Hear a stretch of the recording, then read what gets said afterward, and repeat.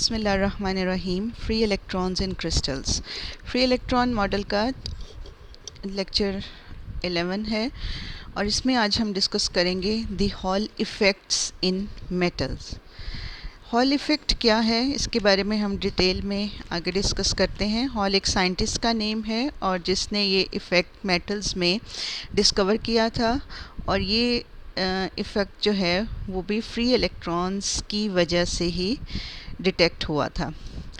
In 1879, A.H. Hall observed that when an electrical current passes through a sample placed in a magnetic field, a potential proportional to the current and to the magnetic field is developed across the material in a direction perpendicular to both the current and to the magnetic field. यानी कि अगर hall ये कहता है कि अगर जैसे ये एक आप मेटल स्लैब देख रहे हैं, ठीक है, ये एक सैंपल है और इसमें से करंट जो है वो फ़्लो कर रहा है। ये देखें, ये करंट की डायरेक्शन शो की हुई है आईडीसी। डीसी करंट इसमें से इस लेंथ के अलोंग जो है ये अगर फ़्लो कर रहा है, तो अगर इसमें से अगर करंट फ़्लो कर रहा है नॉर्मली तो ये करता रहेगा। लेकिन अगर आप यहाँ पे इस पीस ऑफ मेटल को उठा के आप मैग्नेटिक फील्ड में रख देंगे, ये देखें ये अब अप्लाइड मैग्नेटिक फील्ड है, तो करंट कैरिंग स्लैब का मैग्नेटिक फील्ड में रखने से क्या होगा कि यहाँ पे एक पोटेंशियल डिफरेंस क्रिएट हो जाएगा। यानी ये वाला जो along the width, along the length तो फ्लो कर रहा है ना करंट, लेकिन अलोंग द विड्थ जो है एक पोटेंशियल डिफरेंस क्रिएट हो जाएगा, एक वोल्टेज क्रिएट हो जाएगी। अगर आप इस सिरे को, जैसे इन्होंने यहाँ से इस सिरे को इस सिरे से मिलाया हुआ है, तो यहाँ से अगर आप एक वोल्ट मीटर लगा दें तो आप इस पोटेंशियल डिफरेंस को मेजर कर सकते हैं। ठीक है, तो यानी इस सिरे से इस एंड के दरमियान में एक पोटेंशियल का डिफरेंस जो है वो क्रिएट हो जाता है। तो ये है in the presence of applied magnetic field. This effect is known as Hall effect, and it is the basis of many practical applications and devices such as magnetic field measurements and position and motion detectors। बहुत से motion detectors में और जहाँ पे magnetic field की ऐसे sensors जो magnetic field को मेजर करते हैं, उन सब में ये इफ़ेक्ट जो है उन सब डिवाइसेस की बेसिस हैं ये hall effect. With the measurements he made, Hall was able to determine for the first time the sign of charge carriers in a conductor। इसके अलावा इस इफ़ेक्ट की वजह से ये भी पता चलता है कि चार्ज कैरियर्स जो हैं कौन से हैं जो फ़्लो करें, जो एक्चुअली करंट को कैरी किए हुए हैं, वो चार्ज कैरियर्स कौन से हैं। यानी कि हॉल वोल्टेज आपको ये बताती है कि अगर फ़्लो करने वाले इलेक्ट्रॉन्स हैं, होल्स हैं या कोई पॉजिटिव आयंस हैं। Even today, Hall effect measurements continue to be a useful technique for characterizing the electrical transport properties of metals and semiconductors। आज भी हॉल इफ़ेक्ट जो है वो बहुत सी मेजरमेंट्स, बहुत सी टेक्निक्स में जो कि इलेक्ट्रिकल ट्रांसपोर्ट अगर मेटल्स की और सेमीकंडक्टर्स की बतानी होती हैं, तो वहाँ पे हम हॉल इफ़ेक्ट की मेजरमेंट्स जो हैं वो या उस बेस पे जो टेक्निक्स डिवाइस की हुई हैं वो सब इसमें उनमें यूज़ हो सकती हैं। तो अब हम डिस्कस करते हैं कि इसकी क्या थ्योरी है और क्या डेरिवेशन है। Consider a rectangular metal slab carrying a current density Jx in the positive x direction. सबसे पहले तो ये देखें, ये एक रेक्टेंगुलर मेटल स्लैब है आपके पास, ठीक है। इस मेटल स्लैब में करंट जो है वो फ़्लो कर रहा है। करंट की डायरेक्शन ये देखें, ये कन्वेंशनल करंट है। ये जो रेड एरो से शो किया हुआ है ये basically it is conventional current. और आपको पता है कि कन्वेंशनल करंट होता है due to flow of positive charges. लेकिन एक्चुअली मेटल्स में क्या होते हैं, मेटल्स में तो होते हैं फ्री इलेक्ट्रॉन्स, और अगर करंट जो है वो लेफ़्ट टू राइट फ़्लो कर रहा है तो इसका मतलब है कि इलेक्ट्रॉन्स जो हैं वो राइट टू लेफ़्ट में फ़्लो कर रहे हैं। ठीक है, फ़्लो करने वाले एक्चुअली कौन सी चीज़ है, वो चार्ज कैरियर्स कौन से हैं मेटल्स में, वो इलेक्ट्रॉन्स हैं। अच्छा, अब इस मेटल स्लैब को परपेंडिकुलर मैग्नेटिक फील्ड में इसको रखा गया है। ये देखें, ये ग्रीन लाइंस जो हैं ये मैग्नेटिक फील्ड को ज़ाहिर कर रही हैं। और करंट, कन्वेंशनल करंट जिस डायरेक्शन में फ़्लो करता है, आप हमेशा करंट डेंसिटी उसी डायरेक्शन में लेते हैं, यानी हम लेफ़्ट टू राइट लेंगे जे एक्स इन दी पॉजिटिव, और इस डायरेक्शन को हम कहेंगे पॉजिटिव एक्स डायरेक्शन।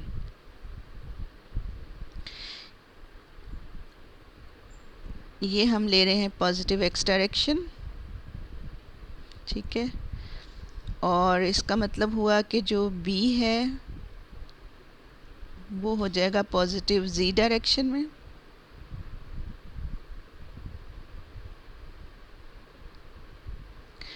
और जो आपका वाई है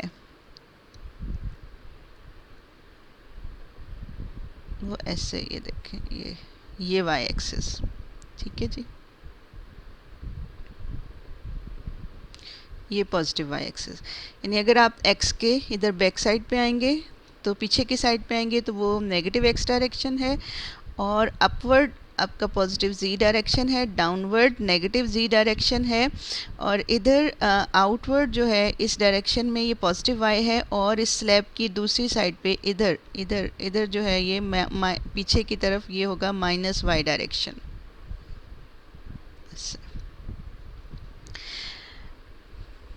ये तो हो गई इसकी कुछ राइट हैंडेड सिस्टम ही हम इसमें ले रहे हैं, कन्वेंशनल करंट के हिसाब से हम राइट हैंडेड सिस्टम इसमें हमने लिया है। In the absence of magnetic field the conduction electrons, अब हम बात करते हैं कि हमने हमारे पास जो चार्ज कैरियर्स हैं वो कौन से हैं, वो हैं इलेक्ट्रॉन्स। और अब हमने फोकस किस पे करना है, हमने इलेक्ट्रॉन्स के फ़्लो पे फोकस करना है।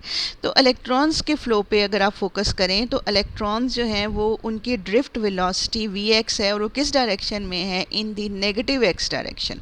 यानी बेसिकली जो इलेक्ट्रॉन्स हैं उनकी ड्रिफ्ट वेलोसिटी है टुवर्ड्स, अगर मैं ये रेक्टेंगुलर स्लैब लूँ तो इस रेक्टेंगुलर स्लैब में ये डायरेक्शन है इलेक्ट्रॉन्स की ड्रिफ्ट वेलोसिटी की, और इसको आप कहेंगे वी एक्स। इसकी डायरेक्शन क्या है, टुवर्ड्स नेगेटिव एक्स डायरेक्शन, ठीक है। वी एक्स यानी इलेक्ट्रॉन्स जो हैं ये इस डायरेक्शन में फ़्लो कर रहे हैं। अगर इसको, इलेक्ट्रॉन्स जो हैं उनकी drift velocity towards negative X direction है। When the field is applied, a force called Lorentz force causes the electron path to deflect towards the front face of the rectangular block. अब ज़रा गौर से देखें, जैसे ही आप मैग्नेटिक नॉर्मली ये electrons जो हैं ये फ़्लो कर रहे हैं इस डायरेक्शन में, ठीक है, इस डायरेक्शन में, यानी कि from right to left direction में इलेक्ट्रॉन्स जो हैं फ़्लो कर रहे हैं। लेकिन जैसे ही आप मैग्नेटिक फील्ड अप्लाई करते हैं तो ये इलेक्ट्रॉन्स जो हैं ये डिफ्लेक्ट होते हैं, और ये डिफ्लेक्ट किस तरफ को होंगे, इस तरफ को, यानी कि पॉजिटिव वाई डायरेक्शन में इनकी डिफ्लेक्शन होगी। इलेक्ट्रॉन जो ये स्ट्रेट जा रहा था ये इधर आ जाएगा ऐसे।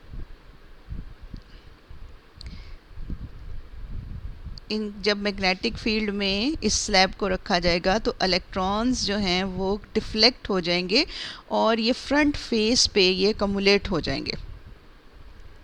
इसमें अगर हम देखें तो यहाँ पे ये इलेक्ट्रॉन्स जो हैं इस फेस के ऊपर कमुलेट हो रहे हैं, इकट्ठे हो रहे हैं। जब इलेक्ट्रॉन्स इधर इकट्ठे होंगे तो ऑपोजिट फेस पे यहाँ पे इलेक्ट्रॉन्स की तादाद ज़्यादा हो जाएगी, यहाँ पे इलेक्ट्रॉन्स जो हैं वो ज़्यादा तादाद में हो जाएंगे, उनका पोटेंशियल इंक्रीज़ कर जाएगा। जबकि दूसरी साइड पे इसकी ऑपोजिट फेस की तरफ क्या होगा कि डेफिशिएंसी ऑफ इलेक्ट्रॉन्स हो जाएगी। Deficiency of electrons means positive charge, तो ये एंड नेगेटिवली चार्ज हो जाएगा, और जो अपोजिट फेस का चार्ज है, अपोजिट फेस का चार्ज हो जाएगा पॉजिटिव। तो इस तरह एक पोटेंशियल का डिफरेंस क्रिएट हो जाएगा। ये जो इस साइड्स हैं इसकी ये वाली फ्रंट साइड और इसकी बैक साइड, ये अपोजिट चार्जेस इन पे आ जाएंगे और पोटेंशियल डिफरेंस क्रिएट हो जाएगा। अच्छा, अब शुरू में क्या हो रहा है कि ये देखें इस फिगर में इलेक्ट्रॉन्स यहाँ पे आते जा रहे हैं। अब जैसे जैसे पहले इलेक्ट्रॉन्स यहाँ पे नहीं थे, अब जैसे जैसे इलेक्ट्रॉन्स यहाँ पे आते जा रहे हैं यहाँ पे इलेक्ट्रॉन्स ज़्यादा होते जा रहे हैं, ठीक है। दूसरी साइड पे पॉजिटिव चार्ज जो है वो बढ़ता जाएगा।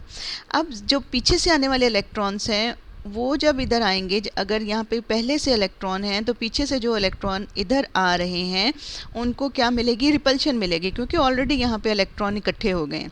तो ये इलेक्ट्रॉन्स उन इलेक्ट्रॉन्स को रिपेल करेंगे, और जितनी फोर्स से या जितने फील्ड से ये इलेक्ट्रॉन्स आने वाले इलेक्ट्रॉन्स को रिपेल करेंगे, वो ही फील्ड जो है वो क्या कहलाता है, हॉल फील्ड कहलाता है। और उन इलेक्ट्रॉन्स पे जो फोर्स है वो हॉल फोर्स कहलाती है। ठीक है, समझ आ रही है कि जब इलेक्ट्रॉन्स यहाँ पे आते हैं वाई डायरेक्शन में, ये एक्युमुलेट हो रहे हैं, इकट्ठे हो रहे हैं, और इनकी तादाद यहाँ पे बढ़ती जा रही है। जब इनकी तादाद यहाँ पे बढ़ जाएगी तो नेगेटिव, जैसे जैसे इनकी तादाद यहाँ पे बढ़ती जाएगी वैसे वैसे पोटेंशियल डिफरेंस या जो इलेक्ट्रिक फील्ड इनकी वजह से जनरेट हो रहा है वो फील्ड का मैग्नीट्यूड बढ़ता जाएगा।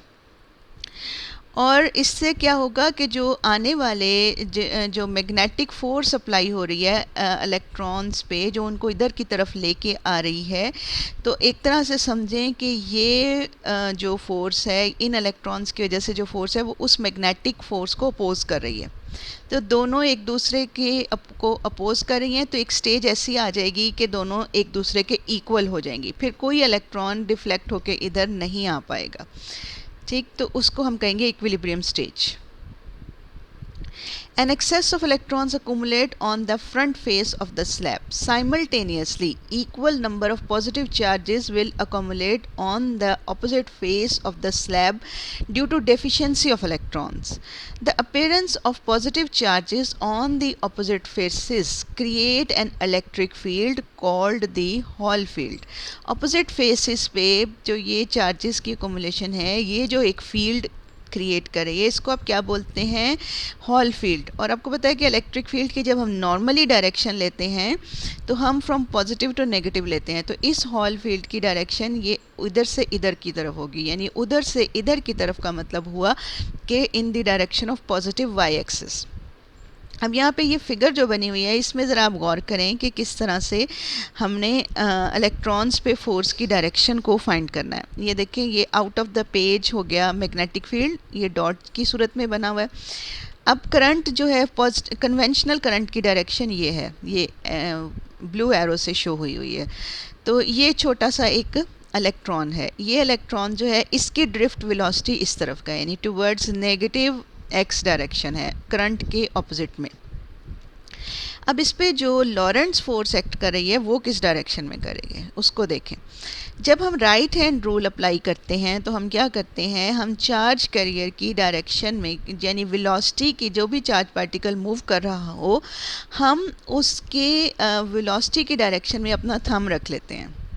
अब चार्ज कैरियर इधर से इधर मूव कर रहा है तो हमने उसकी डायरेक्शन में अपना थंब रख लिया। ठीक है, ये जो मिडल फिंगर होती है ये हम रखते हैं मैग्नेटिक फील्ड की डायरेक्शन में। अपने हाथ को इस तरह से फैला लेते हैं कि जो वेलोसिटी, जो थंब है वो वेलोसिटी की डायरेक्शन में चला जाए और जो मिडल फिंगर है वो मैग्नेटिक फील्ड की डायरेक्शन में आ जाए। अब चूँकि magnetic field out of the page है तो ये आउट ऑफ द पेज के लिए शो हुआ है। अब अपने हाथ को फैला लें बिल्कुल, तो हथेली से बाहर की तरफ, यानी हथेली से बाहर की तरफ अगर पॉजिटिव चार्ज कैरियर हो तो हथेली के बाहर की तरफ जो फोर्स होगी, जो डायरेक्शन होगी, उस डायरेक्शन में उस पॉजिटिव चार्ज पे लॉरेंट्ज फोर्स अप्लाई होगी। लेकिन अगर फ्लो करने वाला चार्ज जो है वो एक नेगेटिव इलेक्ट्रॉन है तो फिर आपके जो हाथ की बैक साइड से नीचे की तरफ जो डायरेक्शन है उस डायरेक्शन में फोर्स जो है उसके ऊपर, लॉरेंट्ज फोर्स उसके ऊपर अप्लाई होगी।